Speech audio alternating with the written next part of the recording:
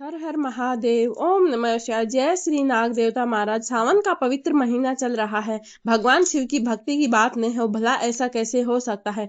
सावन का महीना भगवान शिव को अत्यंत ही प्रिय माना गया है और इसी पावन महीने में आने वाली नाग पंचमी का पर्व तो बहुत ही श्रद्धा और विश्वास के साथ मनाया जाता है। कहा जाता है कि नाग देवता केवल सर्प के रूप में नहीं पूजनीय है, बल्कि सनातन परंपराओं में उसका संबंध भगवान शिव जी, भगवान विष्णु, धरती और प्रकृति से भी जुड़ा हुआ माना गया है। भगवान शिव अपने गले में नाग को धारण करते हैं। भगवान विष्णु शेष नाग की सैया पर विराजमान करते हैं। इसीलिए नाग पंचमी का दिन केवल नागों की पूजा करने का दिन नहीं है, बल्कि यह दिन हमें प्रकृति, जीव जंतु और भगवान की सृष्टि के प्रति सम्मान करना भी सिखाता है। आज हम नाग पंचमी से जुड़ी एक पौराणिक कथा सुनने जा रहे हैं, जिससे सुनने मात्र से ही मन में भक्ति भाव जागृत हो जाता है। बहुत समय पहले की बात है। नैमिषारण्य के पवित्र वन में अनेक महान ऋषि मुनि एकत्र होकर भगवान शिव जी की कथाओं का श्रवण किया करते थे। एक दिन शौनक आदि ऋषियों ने सूत जी महाराज से प्रेम पूर्वक कहा, हे सूत जी महाराज, आपने हमें भगवान शिव की अनेक कथाएं सुनाई, आपने सावन की मास की महिमा बताई, अब कृपा करके नाग पंचमी की महिमा के बारे में बताइए। नाग पंचमी का व्रत किस प्रकार से किया जाता है और इस दिन नाग देवता की पूजा क्यों की जाती है, और इस व्रत से कौन सी कथा जुड़ी हुई है जिससे मनुष्य को पुण्य प्राप्त होता है। ऋषियों की बात सुनकर सूत जी महाराज प्रसन्न हुए। उन्होंने कहा, हे ऋषियों, तुमने जो प्रश्न किया है वह बहुत ही उत्तम है। सावन महीने में आने वाला नाग पंचमी का पर्व अत्यंत ही श्रद्धा का पर्व है। जो मनुष्य श्रद्धा पूर्वक नाग देवता का स्मरण करता है, भगवान शिव जी की पूजा करता है और इस दिन पवित्र कथा सुनता है, उसके मन में भय कम होता है और भगवान की शरण में जाता है।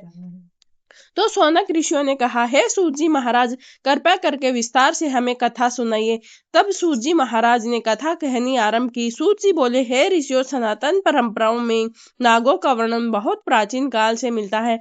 शेष नाग, वासुकी, तक्षक, कारकों टक, पद्म, पद्मनाभ, शंख, कुलिक और अनेक नागों का वर्णन पुराणों में मिलता है। इसमें शेष नाग भगवान विष्णु के परम भक्त माने जाते हैं। भगवान विष्णु शीश नाग पर सैया पर, शेष नाग की सैया पर विश्राम करते हैं। वासुकी नाग का संबंध भगवान शिव से बताया गया है। समुद्र मंथन के समय देवताओं और असुरों ने वासुकी नाग को समुद्र मंथन की रस्सी बनाया था। जब समुद्र मंथन से भयंकर विष निकला और संसार संकट में पड़ गया, तब भगवान शिव ने उस विष को अनेक अपने कंठों में धारण किया। तभी से भगवान शिव नीलकंठ कहलाए थे। इस प्रकार नागों का संबंध भगवान शिव और भगवान विष्णु दोनों से जुड़ा हुआ है। इसी कारण नाग पंचमी के दिन भगवान शिव का स्मरण करना की भी विशेष परंपरा है।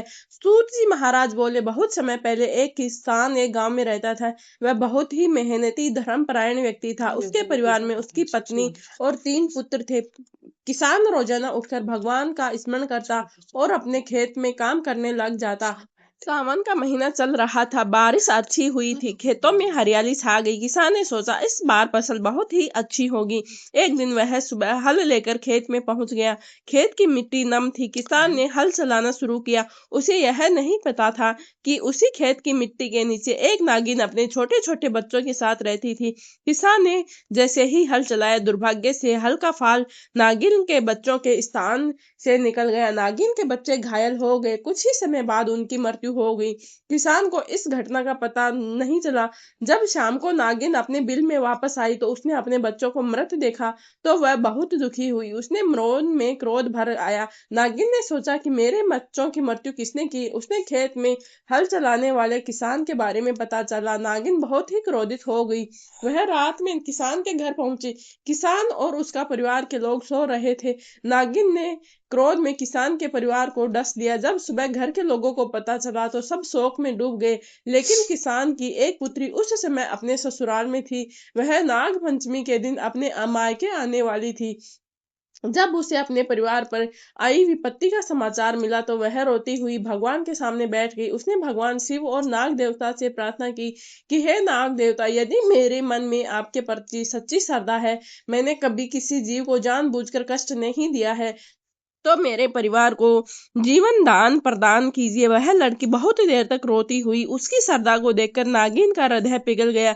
नागिन उसके सामने प्रकट होकर बोली, बेटी, तुम्हारे परिवार से अनजाने में मेरे बच्चों को कष्ट पहुंचा था। इसी कारण मैंने क्रोध में तुम्हारे परिवार को दंड दिया, लेकिन तुम्हारी भक्ति और तुम्हारी सच्ची प्रार्थना ने मेरे हृदय को बदल दिया है। लड़की ने हाथ जोड़कर कहा, माता, यदि आप मेरी भक्ति से प्रसन्न हैं तो मुझे क्षमा कर दीजिए। नागिन ने उसे वरदान दिया। कथा के अनुसार उसके परिवार पर आई विपत्ति दूर हो गई। उसी दिन से नाग पंचमी के दिन नाग देवता की पूजा करने और कथा सुनने की विशेष परंपरा प्रचलित हुई। ऋषियों ने पूछा कि हे सूची, यदि कोई मनुष्य नाग पंचमी का व्रत करना चाहिए तो उसे क्या करना चाहिए? तो सूची बोले, हे ऋषियों, व्रत का सबसे बड़ा आधार श्रद्धा है। नाग पंचमी के दिन प्रातः काल उठकर स्नान करना चाहिए, स्वच्छ वस्त्र धारण करना चाहिए, भगवान शिव और नाग देवता का स्मरण करना चाहिए। घर के पूजा स्थान पर भगवान शिव की प्रतिमा या शिवलिंग स्थापित हो तो उनका पूजन किया जा सकता है। नाग देवता की प्रतिमा के सामने दीपक जलाएं, अक्षत, फूल, पुष्प अर्पित करें, चंदन अर्पित करें, भगवान शिव जी को बेल पत्र अर्पित करें। इसके बाद नाग पंचमी की कथा सुने। कथा सुनने के बाद में अंत से भगवान से प्रार्थना करें कि हे नाग देवता, हे भगवान शिव, मेरे परिवार पर अपनी कृपा दृष्टि बनाए रखे, सभी जीवों के प्रति मेरे मन में दया भाव का उत्पन्न करें, मेरे घर में सुख शांति और सद्भाव बनाए रखें। सूची बोले, हे ऋषियों, भगवान शिव का स्वरूप हमें बहुत बड़ी सीख देता है। भोलेनाथ अपने शरीर पर भस्म लगाते हैं, जटाओं में गंगा धारण करते हैं, मस्तक पर चंद्रमा रखते हैं, गले में नाग धारण करते हैं। इसका अर्थ यह माना जाता है कि भगवान संसार के उन रूपों को स्वीकार करते हैं जिससे मनुष्य सामान्यतः भयभीत होता है। नाग भय का प्रतीक हो सकता है, लेकिन भगवान शिव अपने गले में धारण करके यह संदेश देते हैं कि जो व्यक्ति ईश्वर की शरण में चला जाता है वह भय पर विजय पाने का मार्ग सीख सकता है। इसीलिए नाग पंचमी पर भगवान शिव जी का स्मरण करना बहुत ही शुभ माना जाता है।